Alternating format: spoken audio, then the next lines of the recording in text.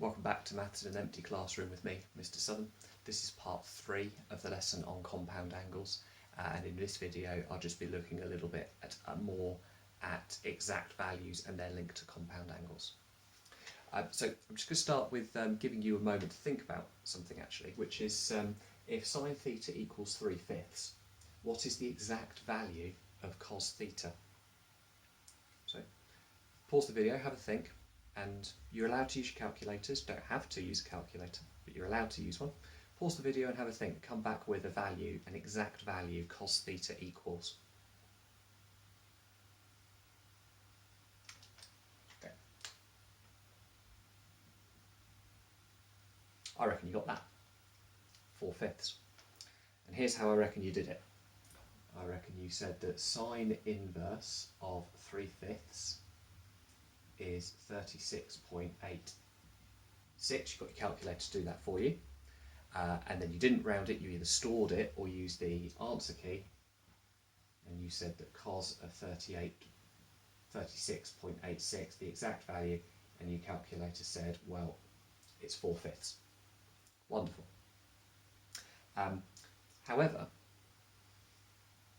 there's another value of theta. That if you do sine inverse 3/5, there's another answer you could have. And that answer is 143.13. Where's that come from, Mr. Southern? Well, it's the second solution for sine. It's 180 minus that one. Now, if you do cos of 143.13, your calculator would tell you that that is negative 4/5. So which one did I mean? Well, we'll explore this next question and it will all become clear. So what I've written here is, given that sine A equals 4/5, where A is obtuse, and cos B equals 1/2, where B is reflex, find the exact value of, and I've got two things to do here, sine of A plus B and cos of A plus B. But let's just begin by looking at the information that we've been given. We've been told that sine A equals 4/5 and that the angle A is obtuse. Okay. So, cast diagram's getting cracked out here. So here's the cast diagram, 0, 90, 180, 270, 360. Now sine A equals 4/5 where A is obtuse. Now the fact that A is obtuse means it's between 90 and 180. So I'm going to draw a line in here between 90 and 180. And I'm going to draw a line down here. And I'm going to label that line 4. And I'm going to label that line there 5. And the reason I've done that is that 4 is the opposite side and that 5 is the hypotenuse. And we know that sine of theta, or in this case sine of A, is opposite over hypotenuse. Now, is it okay for that to be in the obtuse section, the second quadrant of the cast diagram? Well, yes it is, because if you think about A, S, T and C, well then sine is positive in this quadrant here. Right, let's just look at the next bit of information we've been given. We've been given that cos B equals 1/2, where B is reflex. So just have a think about, where am I going to be drawing a line on my cast diagram for cos B equals 1/2 and B is reflex, and just have a think about how you would label it. Pause the video and have a go. Okay, you're probably thinking reflex angle. Reflex angle is more than 180 and less than 360, Mr. Southern. So is it in here or is it in here? Now, how do you know? Well, how you know is cos B is 1/2 and that is positive. So you would draw it in the quadrant where cos is positive, which is here. So I'm going to draw my angle here, and I'm going to label this angle here B, and I'm going to draw this side up there, which makes a right angle triangle. I should probably draw a right angle in there. I'm going to label this side here with 1, because it's the adjacent side, of course, and 2 for the hypotenuse. So adjacent, hypotenuse, cos. Now I'm being asked to work out sine of a plus b. So let's just have a think then. Sine of a plus b. My identity is going to be sine a cos b plus cos a sine b. Now I know that sine a is 4/5. I've been given that in the question. And I know that cos b is a half because I've been given that in the question. But what I haven't been given is cos a and sine b. Now cos of a, I'm going to need to use this triangle here, and I'm going to need to use adjacent over hypotenuse, but I need to work out this length here. And the way that I'm going to do that is to crack out Pythagoras. I'm going to do 5 squared minus 4 squared, square root it.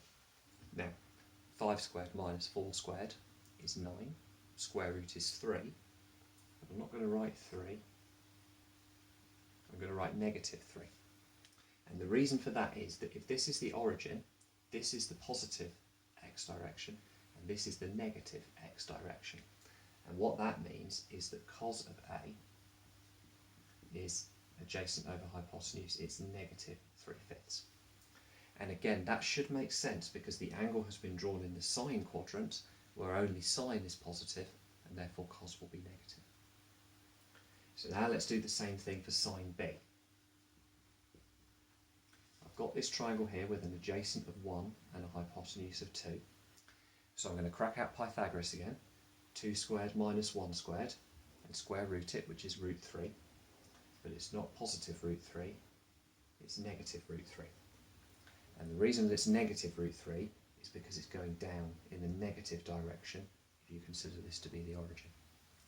And again, that should make sense that sine b would be a negative value. It's going to be opposite over hypotenuse. It's going to be negative root 3 over 2. We expect the value of sine to be negative here because we're in the cos quadrant where only cos is positive.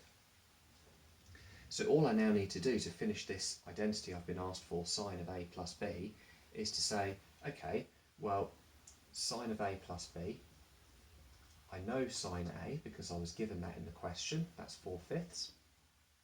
I know cos b because I was given that in the question, that's a half.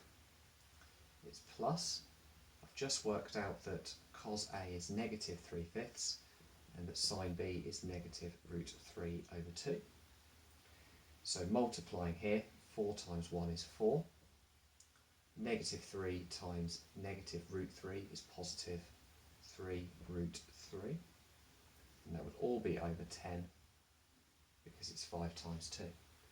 And that is the exact value of sine of a plus b.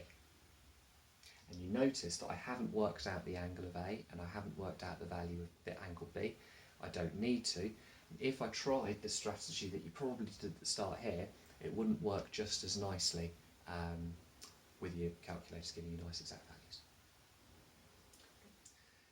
It then becomes relatively straightforward to do the rest of it because cos of a minus b is cos a cos b plus sine a sine b, remembering that the sine in the expansion is the opposite to the sine in the bracket for the cos identity. And again, I have all these values. Cos a is negative 3/5. Cos b is a half, I was given that in the question. Sine a is 4/5, I was given that in the question. And sine b, I've worked out to be negative root 3 over 2. So how I would write that here, for cos of a minus b, I've got negative 3 times 1, which is negative 3. 4 times negative root 3 is negative 4 root 3, and that's all over 10 because it's 5 times 2. Just be careful if you're going to write that a little bit differently. If you put the negative symbol at the front of the fraction like so, then it would give you 3 plus 4 root 3 over 10. And when students state solutions like that they've got from a calculator, I'm always a little bit unsure whether they fully grasp that concept here. So if you've got 2 negatives on the numerator and you choose to put the negative in front of the fraction, it changes both the terms on the numerator to positive. But there you go. Look at the exact value that you're given, determine the quadrant that it's drawn in. Remember back to the old days of SOHCAHTOA, sine is opposite over hypotenuse, that's how we knew to label the sides. Cos is adjacent over hypotenuse, that's how we knew to label the sides. And then just think about what quadrant you've landed in with your angle, and does it make sense for the value of sine or cos to be positive or negative in that quadrant, looking at the labelling of your cast diagram. And there you go, job done.